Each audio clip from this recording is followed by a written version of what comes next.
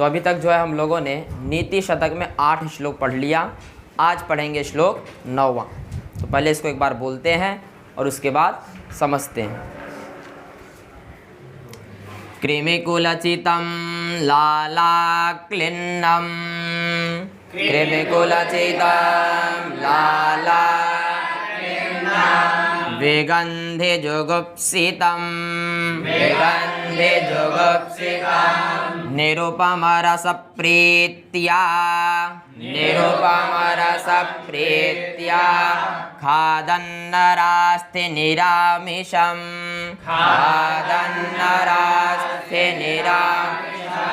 सुरपतिमपिश्वा पार्श्वस्थं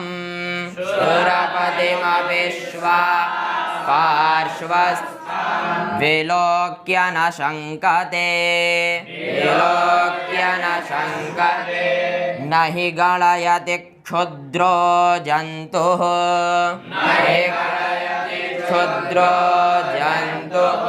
परिग्रहफल्गुताम्।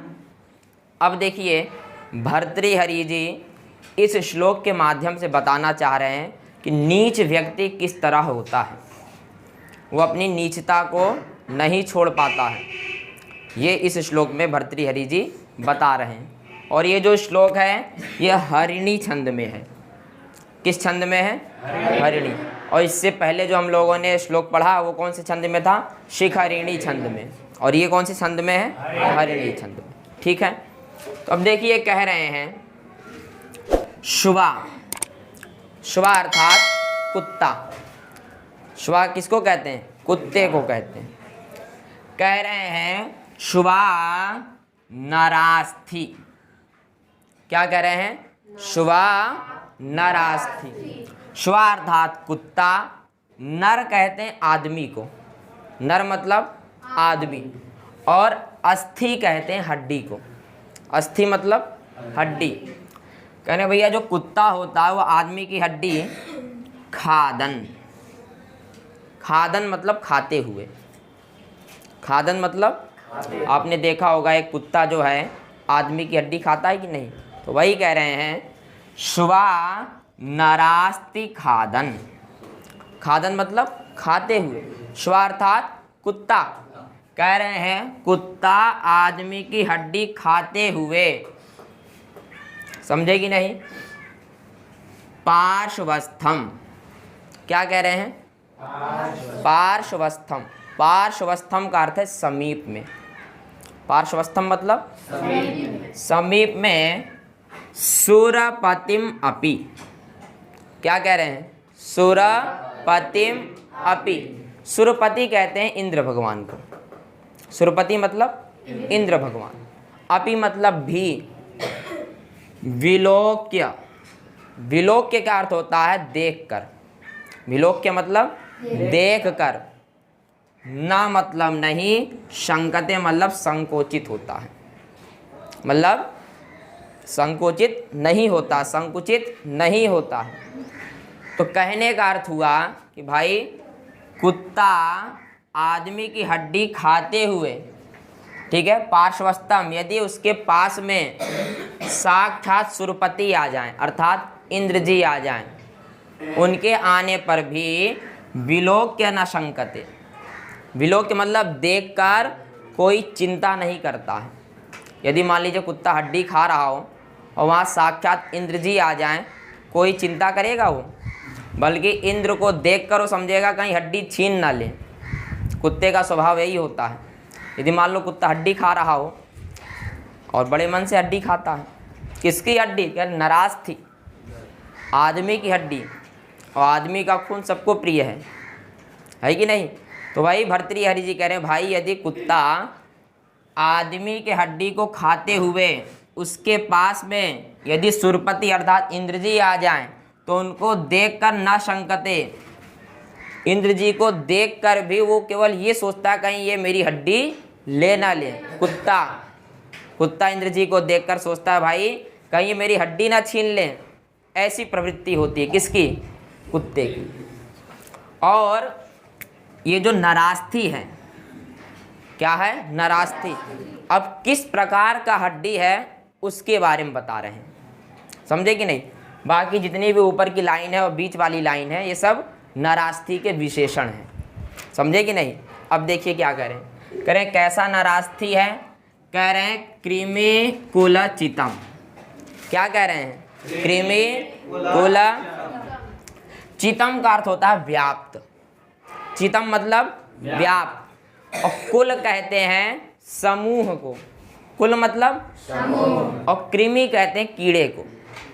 कृमि मतलब कीड़ा, कुल मतलब समूह, चितम मतलब व्याप्त। कहने भाई जो नरास्थि है वो कीड़ों के समूह से व्याप्त है, अर्थात जिस हड्डी को कुत्ता खा रहा है उस हड्डी में चारों तरफ कीड़े लगे हैं।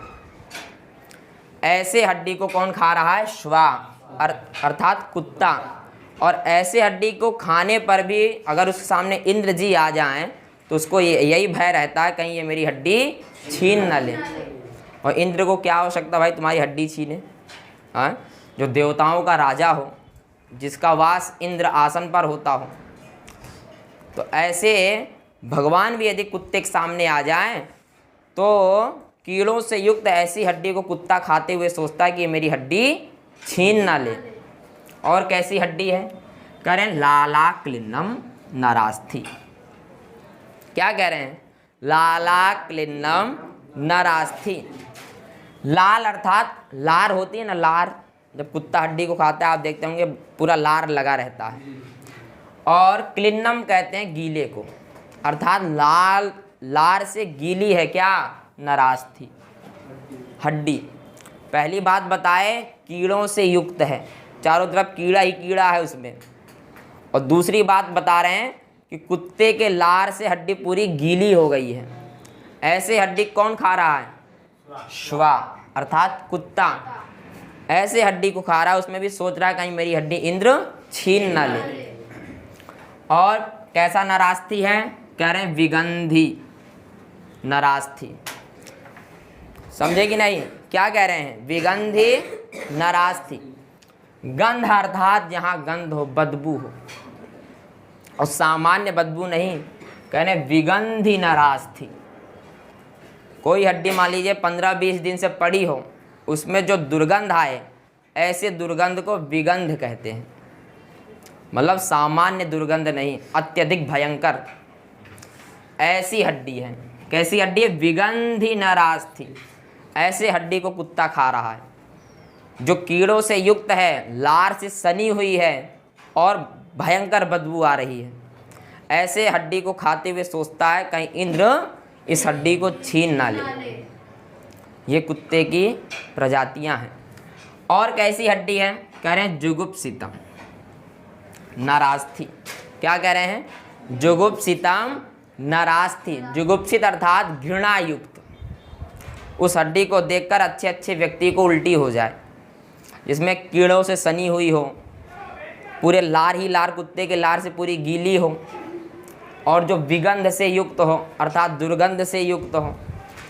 और ऐसी चीज़ कैसी होगी? जुगुप्सित होगी कि नहीं, अर्थात गंध, उसमें घृणा आएगी कि नहीं उसको देखकर। तो ऐसे हड्डी को कुत्ता खा रहा है। और यदि मान लीजिए उसके पार्श्वम अर्थात पास में सुरपति आ जाएं तो कुत्ता क्या सोचता है कि भाई कहीं मेरी हड्डी छीन ना ले। सोचिए, ऐसी चीज़ के लिए ऐसा सोचता है। और कैसा नरास्थि है? कह रहे हैं निरामिषम नरास्थि। क्या कह रहे हैं? निरामिषम नरास्थि। आमिष कहते हैं मांस को। आमिष मतलब मांस, और जिसमें मांस ना हो उसको कहते हैं निर्मांस। वही कह रहे हैं निरामिषम, अर्थात हड्डी में मांस भी नहीं है, केवल मांस की 2-4 बूंदें लगी हुई हैं। भाई कुत्ता हड्डी को किस लिए खा रहा है? ताकि उसका पेट भरे, लेकिन पेट तो भर ही नहीं सकता। क्यों? क्योंकि वो हड्डी कैसी है? निरामिषम है। अब सोचिए, जिसको खाने से पेट नहीं भर सकता और जिसमें कीड़ों की बौछार है, लार से युक्त है, दूर दूर तक दुर्गंध फैल रही है, और आदमी देखे तो उसको घृणा हो जाए, ऐसी हड्डी को कौन खा रहा है? कुत्ता खा रहा है। और यदि उसके सामने इंद्र जी आ गए उसके पास में, तो उसको ये अंदर ही अंदर सोचता है कि भाई कहीं मेरे से ये हड्डी छीन ना ले। तो किसी ने कहा कि भाई मन से खा रहा है कि बिना मन का खा रहा है? तो कह रहे हैं निरुपम रस प्रीत्या खादन। ये खादन का विशेषण है। क्या कह रहे हैं? निरुपम रस प्रीत्या खादन। समझे कि नहीं? कह रहे हैं भाई जो हड्डी को खा रहा है वो उस रस को, और वो रस कैसा है? कुत्ते को जो हड्डी से रस मिल रहा है वो रस कैसा है? कह रहे भैया निरुपम, उसकी उपमा नहीं दी जा सकती। अर्थात उस हड्डी के बारे में आप जितनी बड़ाई करो कुत्ते के लिए उतनी कम है, उसको इतनी प्रिय लग रही है। और प्रीत्या अर्थात प्रेम पूर्वक खा रहा है।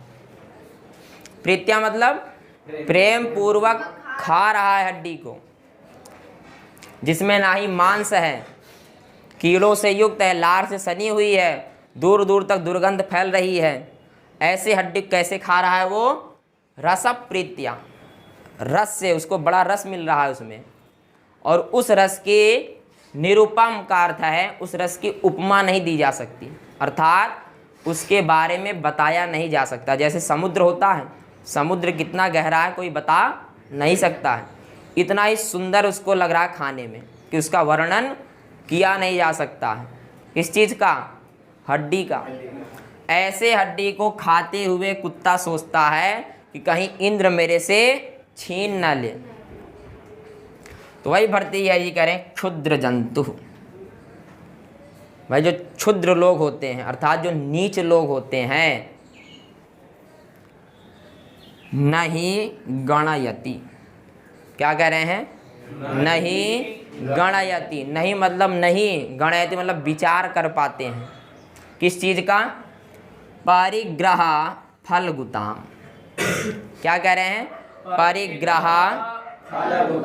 देखिए जैसे कुत्ता है, हड्डी खा रहा है और बड़े प्रेम पूर्वक खा रहा है, इतनी गंदी चीज़ को वो बड़े प्रेम से खा रहा है। और क्षुद्र लोग भी ऐसे होते हैं, अर्थात जो नीच प्राणी होता है वह भी एक कुत्ते के समान होता है। कोई नीच प्राणी जब अच्छे प्राणी को देखता है तो उसको शर्म नहीं आती, उसको लगता है कि मेरी नीचता छीन ना ले। उसको क्या लगता है कि कहीं ये मेरी नीचता छीन ना ले, इसीलिए वो अच्छे लोगों से चिढ़ते हैं।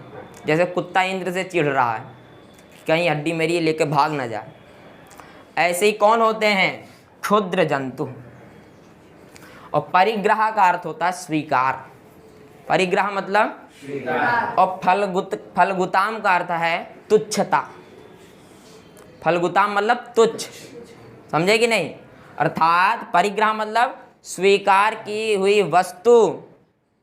किस चीज़ को स्वीकार कर रहे हैं? वस्तु ही स्वीकार कर सकते हैं। तो कह रहे हैं स्वीकार की हुई वस्तु की तुच्छता को नहीं गणयति, नहीं समझ पाता है। कौन? क्षुद्रो जंतु। जो नीच लोग होते हैं वो इस चीज़ की कल्पना नहीं कर पाते हैं कि मैं कैसा हूँ। और यदि वो उत्तम व्यक्ति को देख ले तो उनको उससे चिढ़न होती है कि कहीं ये मेरे को दुखित ना करे। जैसे कुत्ता हड्डी तो खा रहा है, वो हड्डी कैसी है? कीड़ों से सनी हुई है और लार से युक्त है और दुर्गंध दूर दूर तक फैल रहा है और घृणा आती है ऐसी चीज़ को देखकर। और खासियत देखिए, जिस कुत्ता हड्डी किस लिए खाता? पेट भरने के लिए खाता है कि नहीं? लेकिन वो जो हड्डी है निरामिषम है, उसमें मांस भी नहीं है। और ऐसी चीज़ को किस तरह खा रहा है? वो निरुपम रस प्रीत्या होकर खा रहा है। अर्थात उसके रस को प्रीत्या, बड़ी सुंदरता, बड़े सुंदर तरीके से खा रहा है, बड़ा प्रेम पूर्वक खा रहा है। और क्या सोचता है? उसके पास में यदि इंद्र आ जाए तो कहीं इंद्र मेरी हड्डी को छीन ना ले। और सोचिए इंद्र हड्डी छीनेगा, कुत्ता है। तो क्या भर्तृहरि जी कह रहे हैं भैया ऐसे ही क्षुद्र जंतु होते हैं, अर्थात नीच प्राणी भी एक कुत्ते समान होता है। तो वही कह रहे हैं जो क्षुद्र जंतु होते हैं, जो नीच प्राणी होते हैं, परिग्रह अर्थात स्वीकार की हुई वस्तु को और कैसी वस्तु है, फलगुताम, तुच्छ वस्तु को। जो नीच प्राणी होते हैं स्वीकार हुई तुच्छ वस्तु को ना गणयति, नहीं समझ पाते हैं। जैसे कुत्ता हड्डी के बारे में नहीं समझ पा रहा है कि इसको खाने से कोई कल्याण नहीं है, बल्कि मुंह से खून और आ जाता है। आप देखेंगे जब कुत्ता हड्डी खाता है तो उसके उल्टा मुंह से खून आ जाता है, उसको लगता है हड्डी से खून अंदर जा रहा है। तो यही स्थिति होती है क्षुद्र जंतुओं की। उनके पास जो वस्तु होती है वो तुच्छ होती है, संस्कार नाम की चीज़ नहीं। तो तुच्छ चीज़ हुई कि नहीं? तो ऐसी तुच्छ चीज़ों को नहीं गणयति, नहीं समझ पाते हैं। गणयति मतलब समझना, नहीं मतलब नहीं समझ पाते हैं। कौन? क्षुद्र जंतु, तो क्षुद्र लोग अर्थात जो नीच प्राणी होते हैं। तो भर्तृहरि जी का कहने का तात्पर्य ये है कि भाई नीच प्राणी एक कुत्ते के समान होता है। जैसे कुत्ता कोई चीज़ खाए तो उसको भय रहता है कोई दूसरा छीन ना ले, तो ऐसी तुच्छ प्राणी होता है, उसको लगता है जो मेरे पास है उसके पास क्या है, तुच्छ चीज़ें। जो कुत्ते के पास हड्डी है उससे कोई लाभ नहीं। ऐसे ही नीच प्राणियों के पास तुच्छ चीज़ें होती हैं और उन चीज़ों से उसको लगता है नहीं गणयति, उस चीज़ से समझ नहीं पाता है और उसको यही डर रहता है कि कहीं मेरे से दूर ना हो जाए। और नीच व्यक्तियों की एक खासियत और है, यदि वो किसी अच्छे को देखते हैं तो उनसे भय खा लेते हैं कि कहीं इसको देखकर मेरा नुकसान ना हो जाए। कुत्ता इंद्र को देखे और इंद्र के पास जाए तो कुत्ता का फायदा है कि नुकसान है? फायदा है ना, लेकिन वो इंद्र के पास गया नहीं गया। ऐसे ही जो नीच व्यक्ति होते हैं अगर वो अच्छे व्यक्ति के पास जाए तो फायदा है नुकसान है? फायदा, लेकिन नहीं जाता। क्यों? क्योंकि उनका स्वभाव एक कुत्ते की तरह है कि मेरी चीज़ कहीं बेकार ना हो जाए। बात समझ में आई? तो इसलिए नीच प्राणियों से आप दूर रहिए, ठीक है। और ये श्लोक जो है हरिणी छंद में है। बात समझ में आ गई? तो बस आज के लिए इतना ही।